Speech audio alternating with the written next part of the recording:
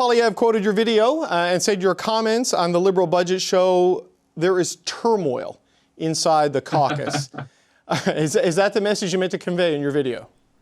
Well, he quoted only parts of the video. I was laughing a little bit because I would have thought the opposition leader in this country was capable of articulating his own concerns and wouldn't be quoting a Liberal MP who overall supports the budget. But he says this is his criticism, that your attack, as he called it, of the budget shows a dissent within the Liberal Party. I mean, are there issues of unity inside the Liberal caucus? Just to flat out say it. Do you view things the way Mr. Poilievre was portraying them yesterday? Well, obviously not. And I think yesterday was a pretty transparent attempt to deflect from his own leadership troubles. And we should distinguish between two kinds of disagreement, right? I mean, I think the Liberal Party has been, as long as I've been a member of it, as long as I've been an MP, the Liberal Party has been welcoming to reasonable disagreement. That's what makes the Liberal Party, I think, in some ways, the best that it can be, is we all push and pull and make it the best version it can be, and we debate ideas in hopefully a thoughtful way in politics. The Conservative fallout recently has been about leadership style, and you have colleagues leaving that party, both resigning and crossing the floor because of leadership style. So, look, I think our politics should be about ideas. I think it's healthy in a democracy to debate ideas. And I thought my critique, grounded as it was in overall support, was measured. I tried to ensure it was measured, at least. But you mentioned the push-pull. I don't know if they're pushing climate policy and industrial policy in a different direction or pulling it, but certainly there's a new focus and a new priority under Prime Minister Carney than certainly we saw under former Prime Minister Trudeau. And the move away on some climate policies like the consumer carbon tax, the potential elimination of the emissions cap if certain conditions are met, and the end of the tree planting program. These are all pretty big shifts that have some people I would describe as maybe more progressive members of the Liberal family are kind of uncomfortable with. I mean, how widespread would you say that is inside caucus? I know these are issues that you highlighted in your video.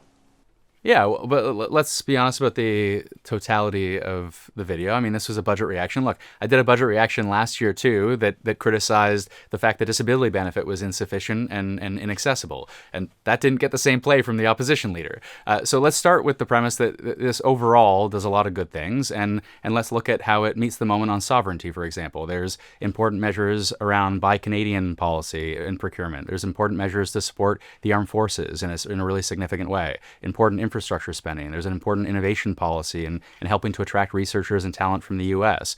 There is important supports for businesses and workers affected by tariffs in the immediate term. There's a lot there that is good and worth noting at the hop. On climate specifically, it's mixed, I think, if we're being honest with ourselves. And the industrial carbon price, the devil's in the details of how it gets strengthened, when it gets strengthened, and how sufficient that strengthening is to the point that we can maybe walk away from the emissions cap. But at the moment, the devil's in the details, and there was no new money for climate action. And that's the overall point I wanted to make, which is it felt like stalled climate action. Now, whether that's a prevailing view, I think what is a prevailing view in the Liberal caucus is we want strong climate action. I think the Prime Minister would share that, and what he would say is this is the first budget. A strengthened industrial carbon price, as the Pembina Institute says, is incredibly important. And what comes next around clean investment tax credits and how businesses realize the value and potential of those, the strong methane rules, and what comes next really matters too. And my message to the government would be, we can, on climate and on housing in particular, there's a lot more for us to do if we want to deliver on generational investments. A little bit more on climate, because I do want to ask you about the housing issues. There's a tax credit there for natural gas. Now, it rises depending on how a low emission the LNG might be, but it's a fossil fuel subsidy on its face, right? And there are major projects being rolled out today that, while they may be net zero on the production side, like some of the LNG that would be done for export, it will be burned for electricity in places like Japan and South Korea. So it does contribute to overall a boost in global emissions. There is a tension inherent in some of that, it would seem. I mean, at the end of the day, I knocked on doors across Beaches, East York, and I knocked on doors across a lot of Ontario, actually, in more than 20 different ridings, and we committed to make this country a clean energy superpower. And so those clean investment tax credits will go a long way. And yeah, I highlighted an inefficient fossil fuel subsidy as something that I didn't like to see in the budget. But overwhelmingly, I also said the investment tax credit pieces and the strong methane rules and the strength industrial carbon price, these were all key pieces. And again, if I could just say, I mean, I think if you are delivering generational investments, you've got to be looking at housing, you've got to be looking at climate action, and you've got to be looking overall at spending more and spending less, I should say, to invest more with a view to future generations. Right. On the housing, though, like that is a key one, certainly for young Canadians, right? And this is something you've highlighted in your criticism, that it's a retreat even from what you ran on in the election in March and in April. Scott Aitchison, the Conservative critic, said pretty much the same thing, as did Mike Moffat, who is a pretty good faith player in the housing policy space, I would say. I mean, why do you think the government has moved back so quickly from where it was just in April in the election on housing policy and gone with a less ambitious plan, as has kind of been described? Well, I'm not the right person to ask in terms of where the government's at on housing today, especially in relation to the multi-unit residential build tax incentive. That wasn't in the budget. That wasn't the platform. I presume the government is working on that, and it's more of a timing question more than anything. I don't think they're walking away from the idea of that. I don't think so, but that's best to ask someone else that question. But on housing overall, yeah, I think I felt the same on housing as I did on climate, which is there was more we could and should have done.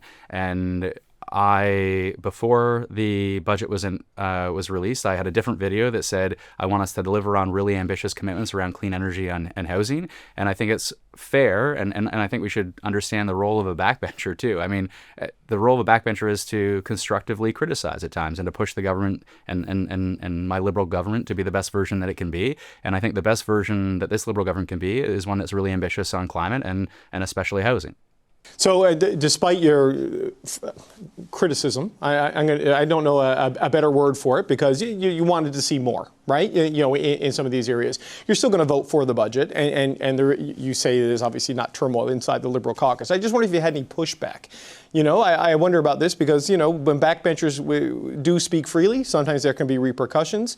It doesn't sound like it because you're here on the show repeating your concerns from the video. So I'm just wondering if there's been any pushback at all, or has this gone over okay with central management here?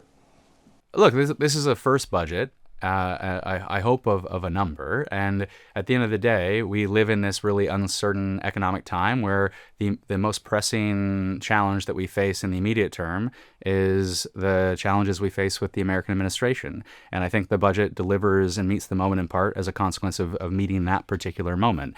Yeah, of course, there are other things I want to see, and I expect to see those other things in a future economic update and in a future budget. And I'll continue to push this government to be ambitious. And I think that kind of activism within the Liberal Party is welcome. As I say, I mean, as long as I've been a Liberal member, that kind of reasonable disagreement has been welcome, and I think that's one of the best things about our party, and it stands in stark contrast to the Conservative Party and what's on offer. As Pierre Poilievre's asked, are you going to reflect on your leadership? And he says, absolutely not. As the as the political tire fire continues around him. But I do want to say that this as well, just about Liberal politics, Conservative politics, NDP politics. I mean, in response to that, I mean, you guys showed a bit of selectively edited clip. If you watch the full video at uncommons.ca, I think there's a more thoughtful, overall measured response. But I did get notes back from people seeing the selectively edited clips where they said, oh, you should cross the floor and be a Conservative, or you should cross the floor and be a member of the NDP. And I thought, if I'm getting both all at once, I'm probably a pretty good Liberal. Well, look, so far it seems you still are a pretty good Liberal, despite what Mr. Poilievre had to say. Yeah, but just a quick last question. We don't know if this budget is going to pass. I mean, we just don't know what the opposition parties are going to do. So with the deficiencies in some of those areas, would you be comfortable going out and knocking on doors again 6 months after the election if it comes to that? Ontario Liberal MP Nathaniel Erskine-Smith joins me now. It's good to see you again, sir. Thanks for being here today. Happy to be here. Mr. Poilievre. So, look, I don't know what the future holds for me personally, but I will say one judges ideas in an election on their own, and one judges them in relation to what else is on offer. And I don't see in this particular moment anything else on offer that is substantive and serious. Liberal MP Nathaniel Erskine-Smith. We always appreciate the time. Thanks for coming on today, sir. Yeah, thank you.